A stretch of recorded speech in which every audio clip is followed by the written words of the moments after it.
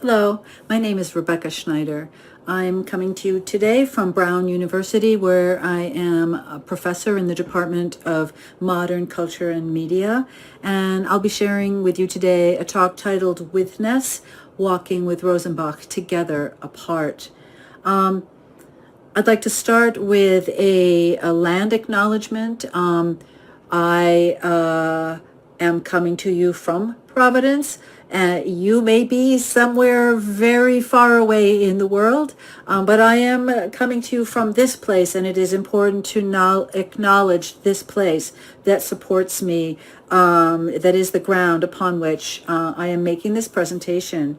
And my university has crafted this statement together with members of the Narragansett Indian Nation.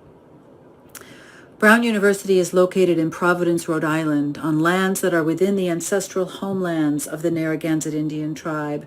We acknowledge that beginning with colonization and continuing for centuries, the Narragansett Indian tribe have been dispossessed of most of their ancestral lands in Rhode Island by the actions of individuals and institutions.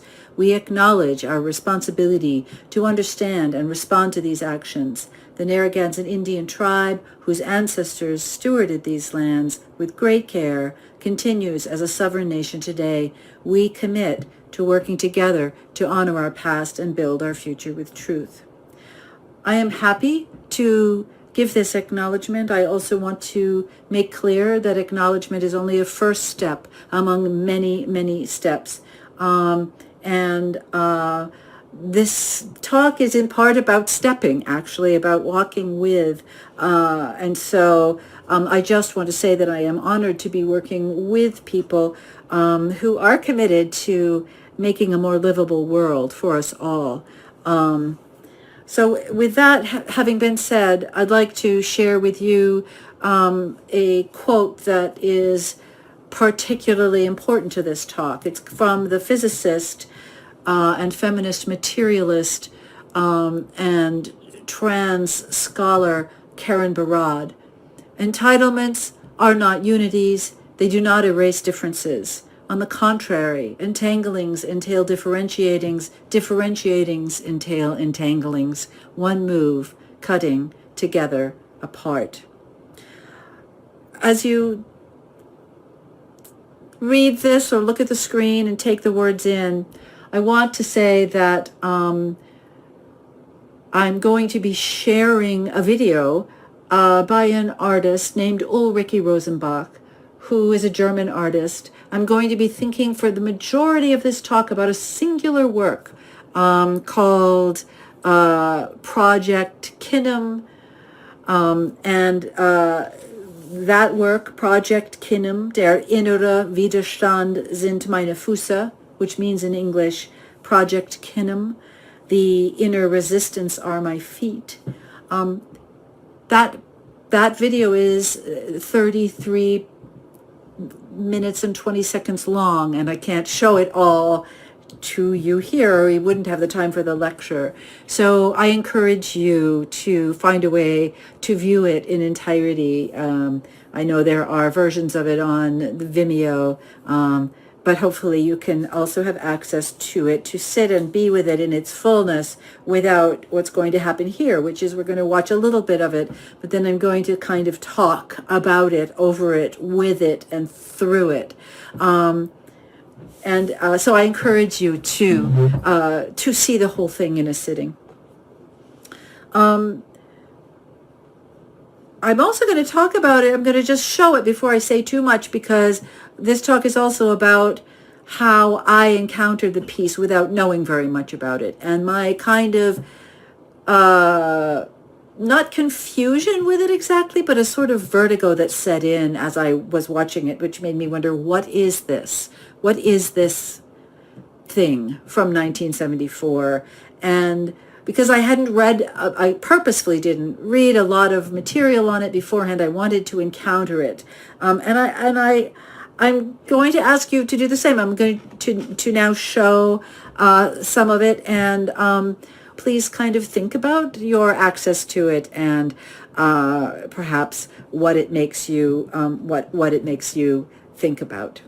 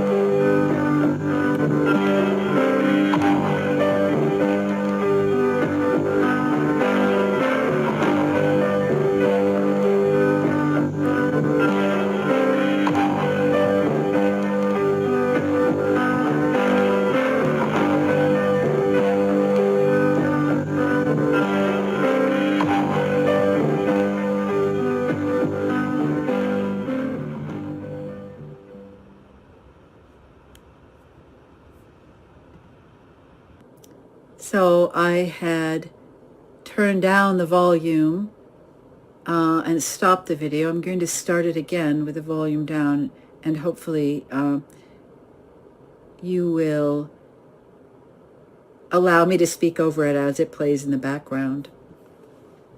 That was only 3 minutes of the video that you watched. I'm sorry, less. It was 2 minutes, a little bit over 2 minutes.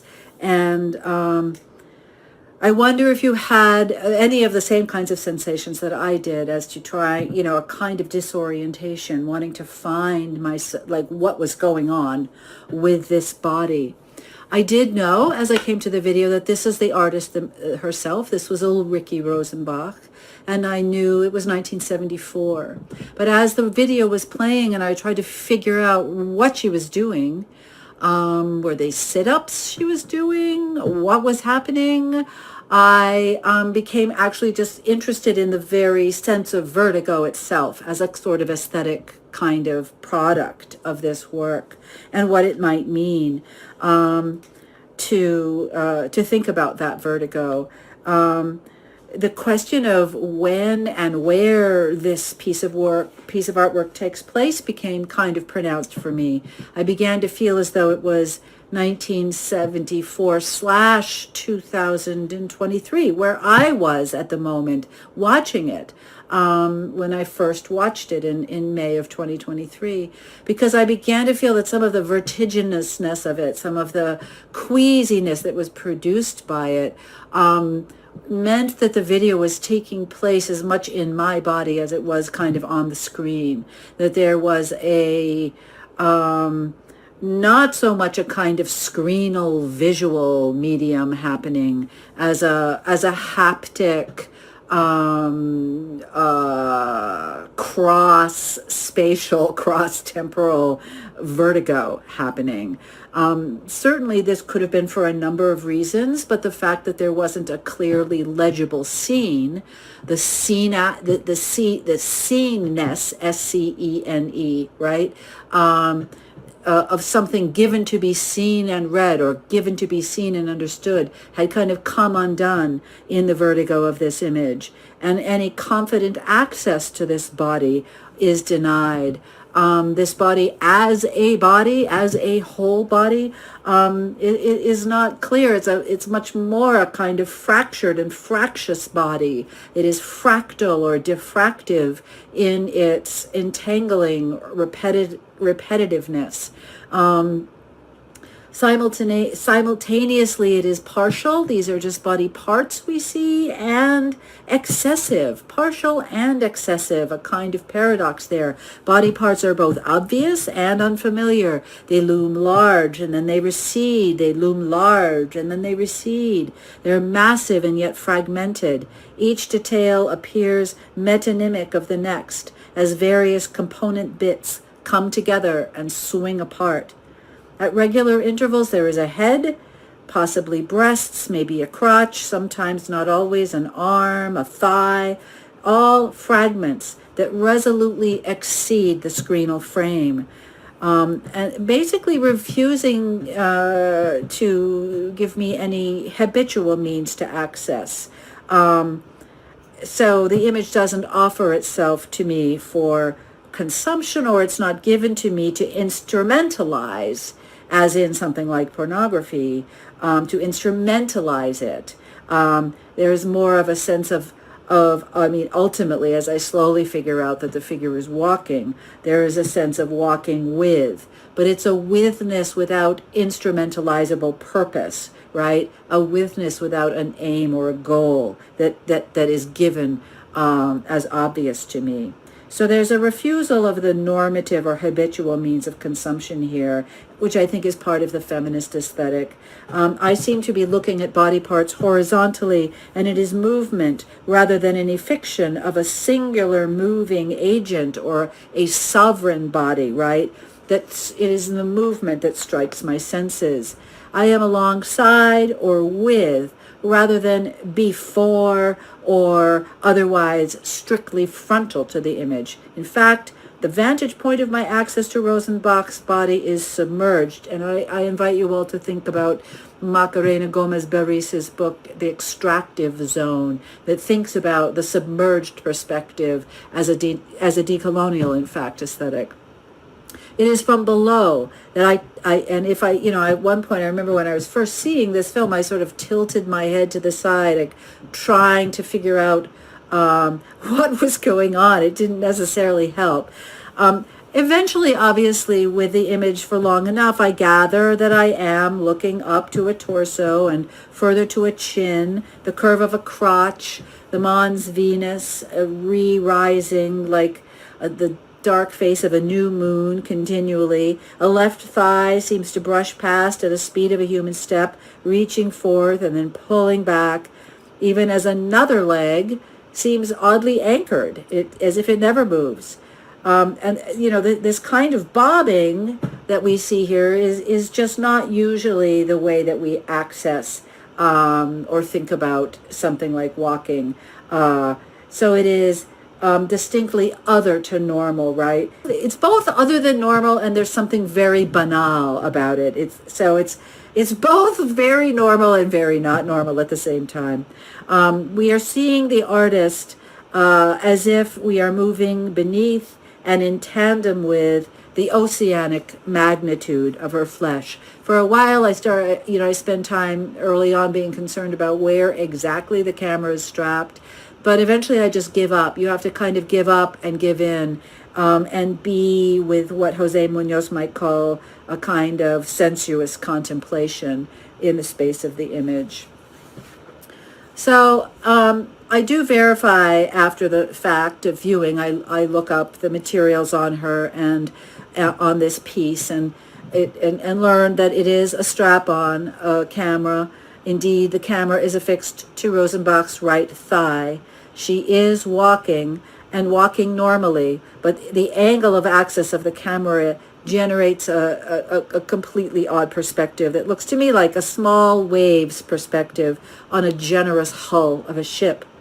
Lapping. I am swept along in the video's immediately vertiginous space, and I have to acknowledge that from the very first instant, that is, before my arrival, we are already underway. I am taking a walk with Rosenbach. It is 1974 and 2023. I am simply walking into something that both precedes and exceeds my accompaniment. So now I would like to think a little bit about this 1974/2023, this years apart and also simultaneous problem that we've been thinking about together. In the 1970s, video was revolutionary for its simultaneity. That is, what the camera captured could appear instantaneously on a monitor. So capture isn't even really the right word if it's going along simultaneously. This was an aspect that struck Rosenbach and others, other feminist artists actually, as emancipatory, quote unquote, emancipatory. And it became possible, basically the performance-based process of creation was rendered, quote, more important than the object, end quote. That's a Rosenbach comment from 1982. If you think about the difference between film and video, it's common to note that film takes time to develop, right? There's an interval between the taking of the film and then the developing and the projecting of the film. The film itself also contains intervals within its material substrate, its substance, the famous 24 stills per second, right, which are present, these little arrested moments, even if they're imperceptible to the naked eye, and each tiny image has an interval between that one image and the next, even if imperceptible to the naked eye. In distinction to this, video is instantaneous. In analog video, the photographic still within the image has disappeared. The still is not still. There is no longer that kind of a rest. The interval that takes its place is now exterior. So what I mean by that is with video, there's now a spatial interval, like between a videoed object or a videoed body and the monitor that shows it as an image simultaneously. The new interval is thus spatial. These things can appear at once temporally, but you see that there is a divide between the monitor and the body spatially. With video performance, the interval between object and image can be immediately engaged and worked with in present time. This withness in the production of an image is one reason why 1970s feminist artists were drawn to the medium. And this is a quote from the French feminist film collective Les Muses, which was formed in 1974, and this quote is from 1976. No televisual image wants or is able to represent us. We express ourselves with video. So rather than representation, right, we're not representing women or we're representing ourselves. We are with ourselves. There's a withness, a kind of simultaneity of being. And so one of the questions that kind of arises for me, though, is, for how long? In other words, for how long does that simultaneity last? Only during the moment while the live performance is happening and captured on the monitor? Or is there a kind of simultaneity that continues even after the fact of the videotaping? Let's talk a little bit about how Rosenbach made the video. This is a documentary image taken during the taping where you can see the camera on the foot, on the shin there. I think I said strapped to her thigh before, but obviously it's not the thigh, it's the shin. And the people that are watching are people that are there around on the sides, and you can see the monitor showing the image simultaneously. That monitor is actually motorized so that it turns with Rosenbach, and Rosenbach can see herself on the image. Note the circle, which is written in white tape, but white tape broken down into little bits of intervals. And Rosenbach has talked about that circle as a Sue mandala. There may be time to talk about that later. Here's another image of the walking with the camera on the shin, and you can see the netting of the leotard material. And then you can also see what the image is capturing at that moment. And you can see some of the audience members. So the question is whether this simultaneity, right, that I've been talking about as what was seen to be emancipatory for feminists in video, can extend. How far can it extend? Can it extend well into the ongoing afterlife of the event, which is to say well beyond the normative bounds of those who were there with the camera at the moment? On an affective level, Rosenbach's project Kinum works to suggest that simultaneity can stretch to contain temporal syncopation, such as 1974/2023, because it induces a vertigo that is kind of bodied forth, that happens bodily, and occurs in part via what Annette Yael Lehman calls Rosenbach's, quote, ritual atmosphere. There's something of an altered state, almost a religious or an ecstatic altered state, right, that occurs from the intensity of the repetition. Right now, with the video, right, when we are with the video as it is playing, we don't know where exactly we are walking in the wake of the ongoing work. It's never clear. We never see the feet. We never see the circle. The gentle, repetitive rocking of Rosenbach's torso fetches a queasy sense of interminability in the passage that feels, even when at 33 minutes, even when it ends, it feels far from complete. So there is something in the sort of opacity of the image, the fact that the image doesn't sort of present itself for consumption, and the sort of endlessly, I think of it as endlessly satiable againness. I don't use the word insatiable here because I think it actually is overly saturated. It's again and again and again in a kind of multiple satiability, which maybe is a feminist aesthetic as well. But the suggestion is a kind of, there's an ongoingness kind of knitted in aesthetically to the piece. And one wonders if that isn't part of an ongoingness that exceeds the event when it was taped itself and moves into the afterlife of the video as where it finds you. It finds me in 2023. Where does it find you? What is the sort of syncopated time of encounter that you find yourself stepping in to this ongoing, continually lapping work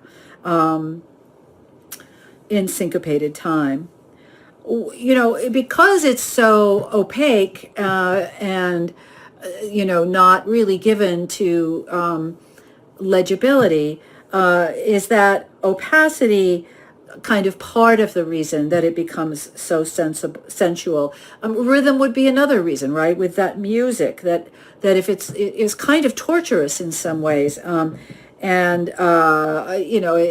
it's a very short piece of music that only that repeats like 430 times across the 30 minutes, and it either sort of takes you to a point of bliss or a point of torture, and maybe those two things are the same.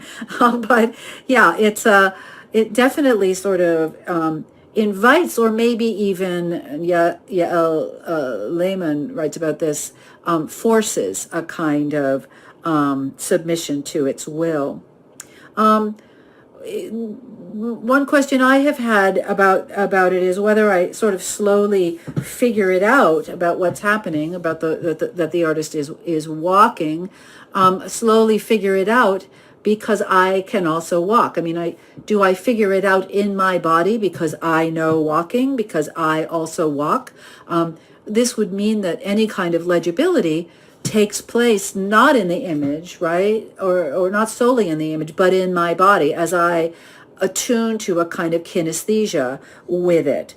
And I think that's fair to say that I know it because I also walk. And yet we have to be careful, right? Because clearly not everyone can walk. But before I go into that, let me say another thing about walking with that I think is very interesting here.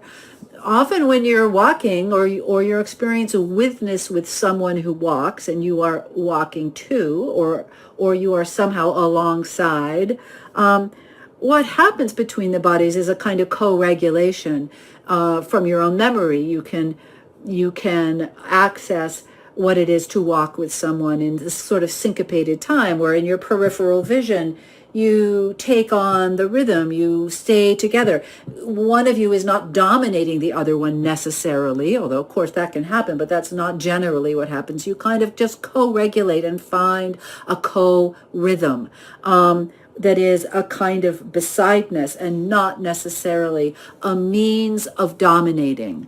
And sometimes I think that access to a visual image is different because I think we are more attuned or habituated in frontal viewing, in screenal viewing, to think of dominating. Perspectival vision gives us a sort of field of vision which opens out to us for legibility. And there is less a withness and more a sort of bicameral division between two sides, viewer and viewed. Whereas when you're walking with someone, right, a besideness is not a drama of domination or division, where one is viewer and one is viewed, or one is active and one is passive. This is a non-binary mode, is what I'm saying, of of inviting a participation with the image. It is not about a kind of attempt to dominate and control, arguably, or delimit and contain, or sort of otherwise constrain. In any case, I would submit that is the case. I'm going to put this image up for a minute to remind us of the Karen Barad quote that entanglement is not unity.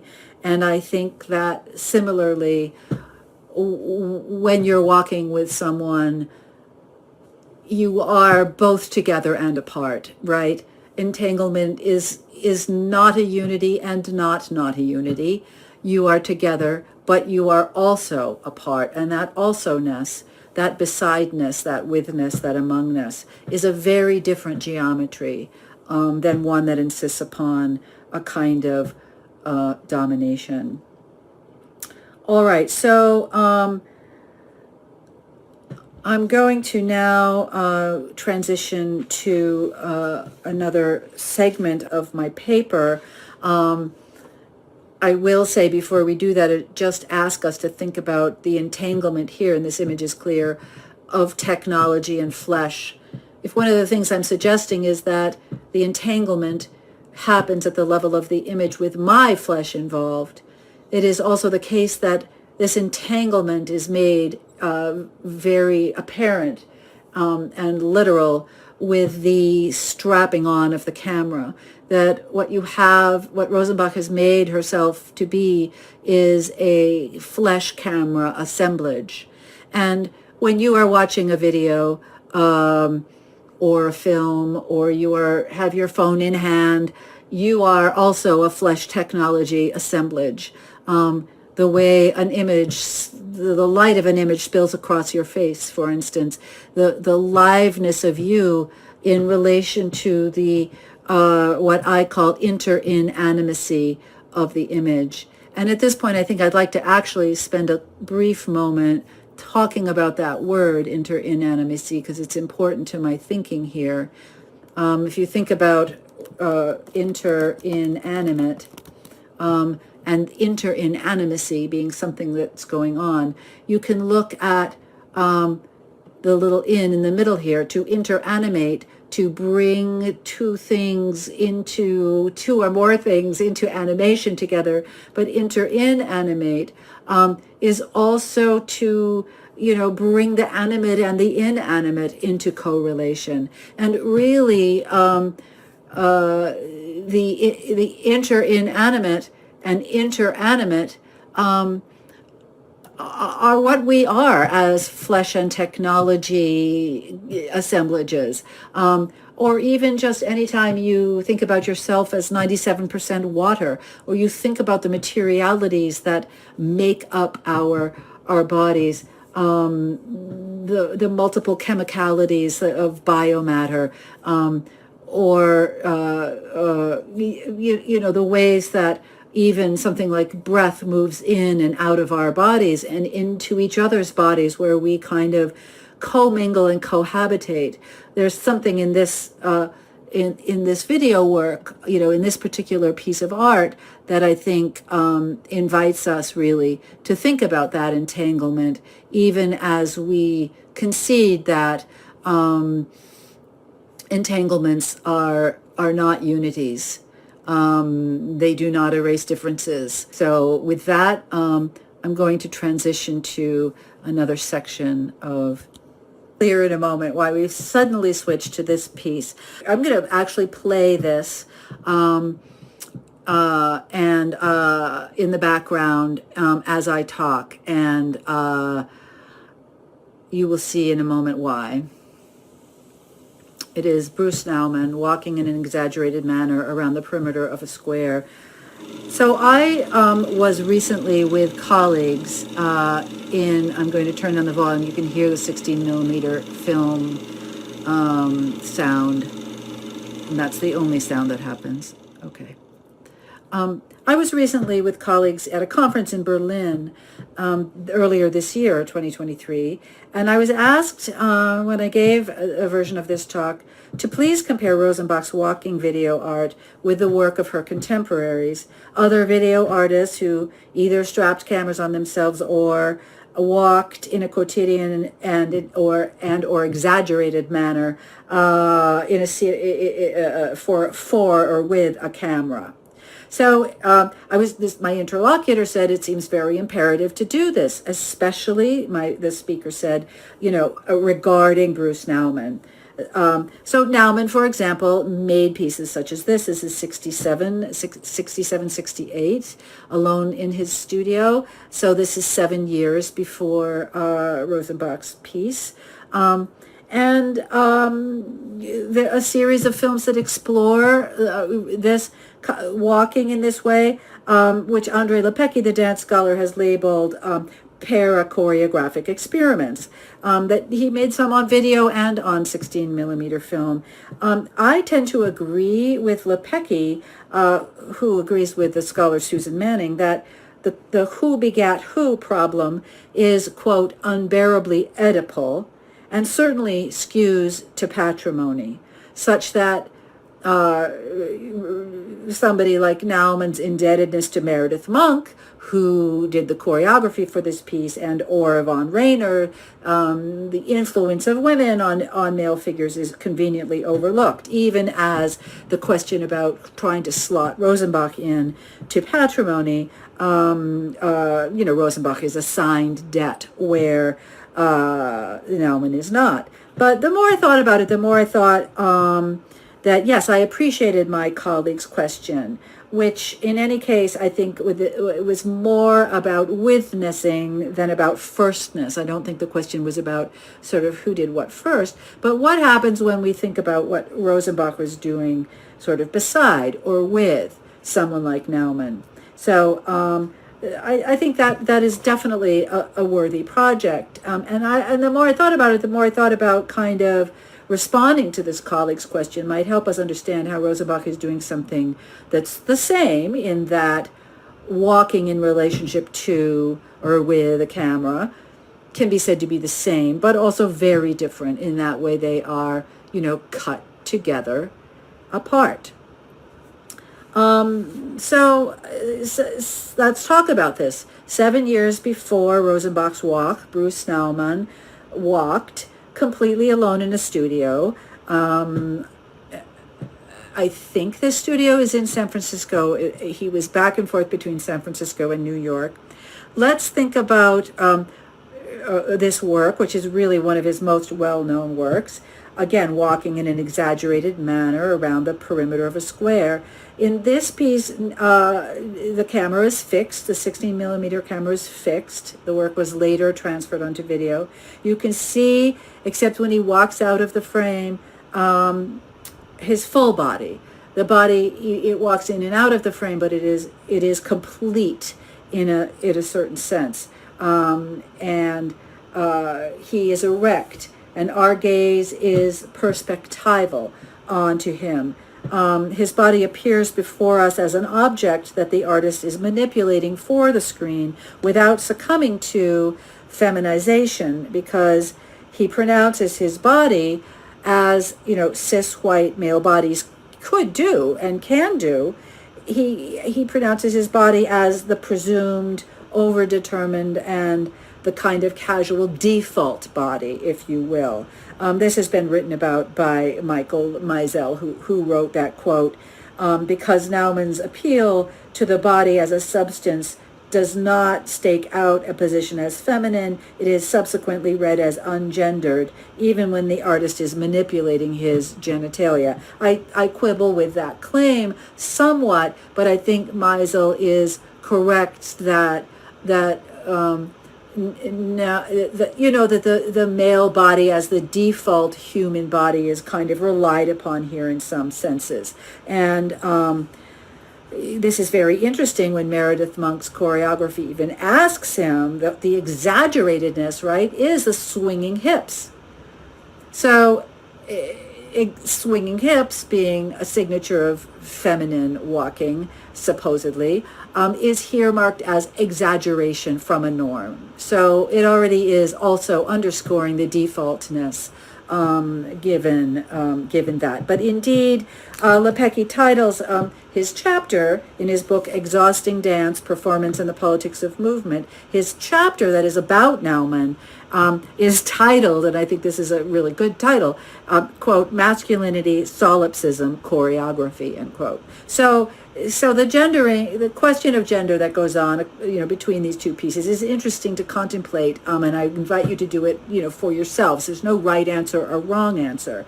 The camera, in Naumann's piece, ensures the capture and revelation of a scene whose utter banality is legible as such and primarily given to be seen. So the thing we encountered of the kind of illegibility or the opacity in Rosenbach seems extremely different from what is going on here. Choreography, Naumann's camera captures Naumann's body, quote, mapping and executing the performance at the same moment. This is a point that the scholar Janet Cranack makes. So that, and it is very interesting, right? The point is that the body is mapping out a square. It is mapping and executing the performance at the same time. So it is both the score and the realization of the score at the same time. And this is why Cranack reads this in relation to instruction art. But an interesting point is that what is being instrumentalized here is choreography. It is instrumentalized as, and here I'm quoting Andrei Lepecki again, quote, a means by which instructions can be clearly displayed, thoroughly carried out, and made visible. So the making visible rather than the making opaque is a very big difference, I think, between these two. And, one can think about the decolonial scholar Eduardo Glissant and his, in his book, the Poetics of Relation, about the argument of the right to opacity, which the scholar Saadia Hartman has explored as engaging in opacity as a kind of aesthetic of those who have been too much surveyed. And in Saadia Hartman's work, that's women, and especially women of color. Bonnie Honig picks up on this in her book on feminist refusal. This aesthetic of opacity is clearly not going on in the Naumann in the same way that it goes on in the Rosenbach, and I think that is a feminist difference. So, as Lepecki makes clear, this work binds choreography to constraint, to, quote, the problem of obedience, and to the question of the law, end quote. Elsewhere, in fact, Lepecki links choreography to policing, and what he calls choreo policing. And indeed, in Naumann's studio films, the artist's actions seem distinctly to explore regulation. The sovereign artist in casual control of a body which is a malleable possession. It is a medium like clay for him to work with. So, to treat the body as a possession rather than to explore the other sense of possession, the sort of ritual or trance-like sense of entering into relation with something other, or the sort of sensual states that I think Rosenbach is dealing with. So in this way, with the body as a possessible object, Naumann walks alone as it's a very binary kind of, the screen separates us from him, although we are I think it's important to think about withness here as well, because we are also a flesh and screen assemblage as we watch this, but we are given to see and in a sense peep. Now the video ended, whereas Rosenbach has kind of spun, the piece spun out of planar access and is far less accessible, but I think ironically more with. me see if we go into this just a tiny bit more, to read a quote while it's playing from Naumann, who wanted, by the way, a withness because he wanted there to be participation.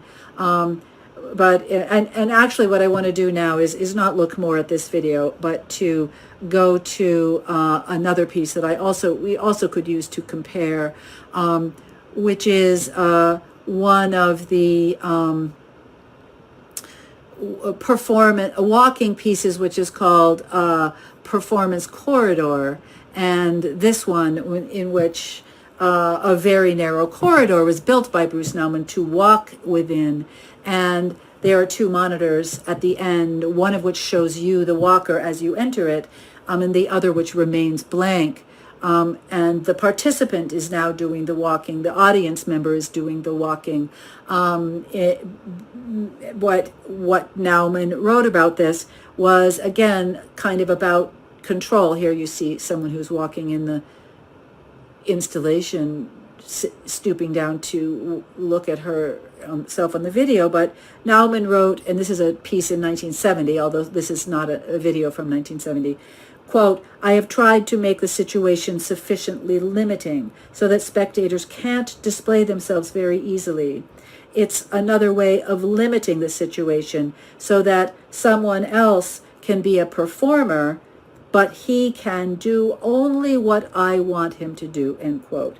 So this is, again, a kind of domination and control relationship to the participant who is walking and to the image. So withness is a matter of constraint, not the kind of walking as co-regulation where there's a kind of syncopated withness and that is enabled as besideness. So I think those are interesting differences. So I am kind of grateful to my colleague for asking me to do this. In any case, Naumann is in the exaggerated mode of walking that we looked at. Naumann is walking on a square, which is certainly not at the end of the day, right? It is not Rosenbach's circle. So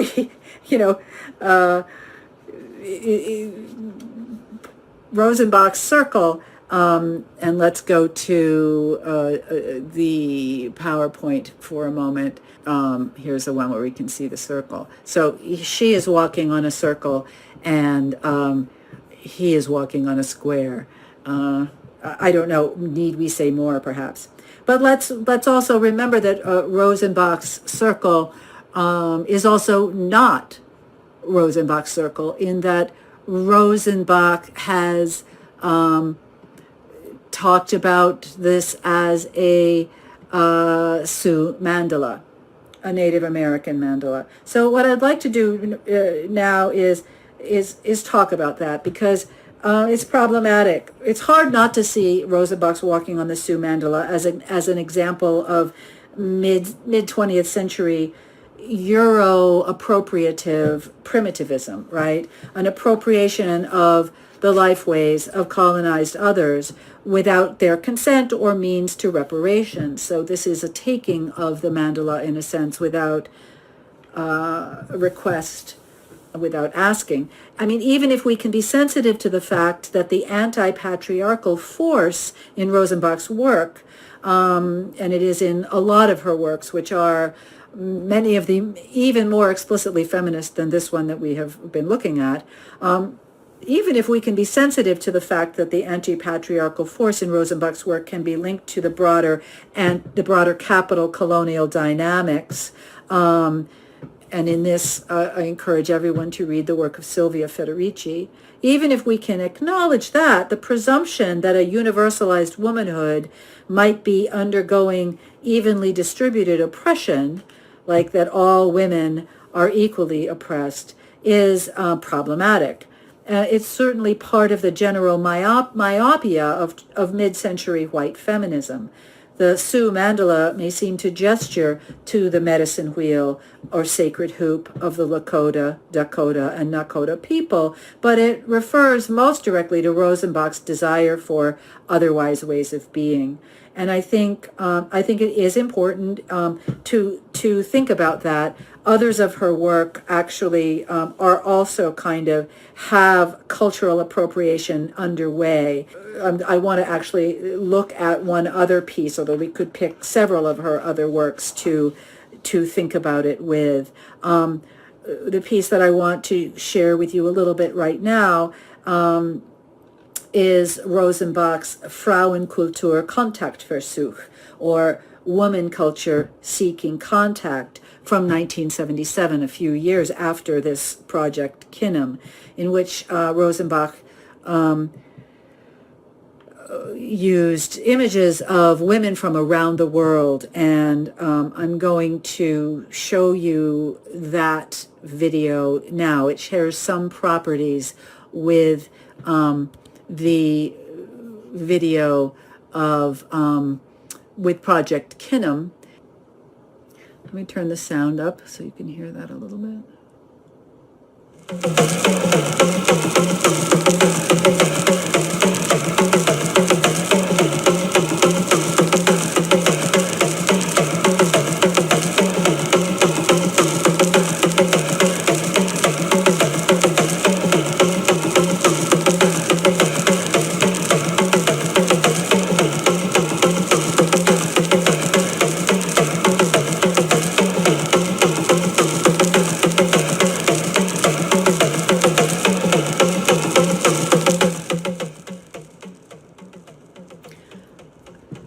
So in this piece, the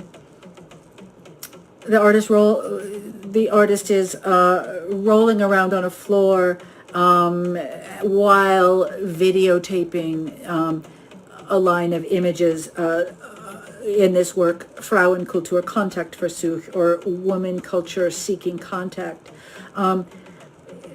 As she rolls around, the cordage from the camera, which she's holding in her hands, becomes entangled with her body, and her flash camera shoots these previously captured photographs of women from across cultures. So women in the resulting video that we're looking at now tumble across the screen as if they were Rosenbach's own body in wave form. Here, many of these majority colonized women are reposed by Rosenbach to perform in her video, and this may seem to be a kind of coercion. In the first place, many of them were coerced into having had their portraits taken, and you can read the important work of Ariela Azule on the coloniality of colonial photography, and to have a clear sense of that. My question is, are such arrested images forced anew to re-perform inside of Rosenbach's white feminism? And, I think we can try to give a generous spin to this. And to do that, I want to actually go to look at a PowerPoint again. And show you images that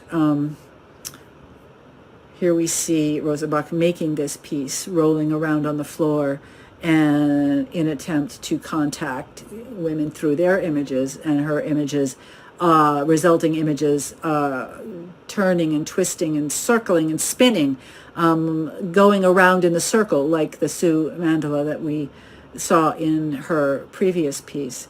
And if we want to give a generous spin on this, I think perhaps Rosenbach is drawing attention to the enforcement of this shooting of these images by rolling herself up with, speaking of withness, these women. Perhaps too the vertigo and blur which results unsettles the image into the emancipation. Remember the idea that video could be emancipatory.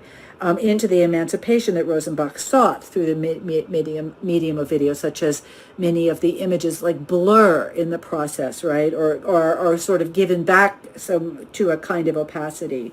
But it's difficult to dismiss the concern that she is repeating the arrest and, across her own body, re-performing uninvited access. to be a white woman grappling with gender in 1974, as in 2023, and to roll all women of color, creed, and nationality into your white plight is to repeat the oppression via image, via appropriation, and via the unremunerated extraction that white feminists blame patriarchy for imposing upon them. And yet, I think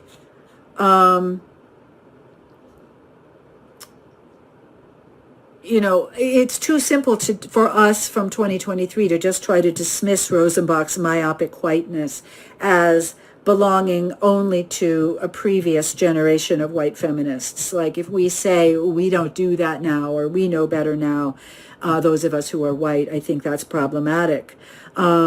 Certainly capital colonialism is still underway, is still ongoing, and is still lived. I want to reference the author Christina Sharp, who has written an important book, In the Wake, on Blackness and Being, and who writes, "The past that is not past reappears. The cross-temporality of our engagements is ongoing.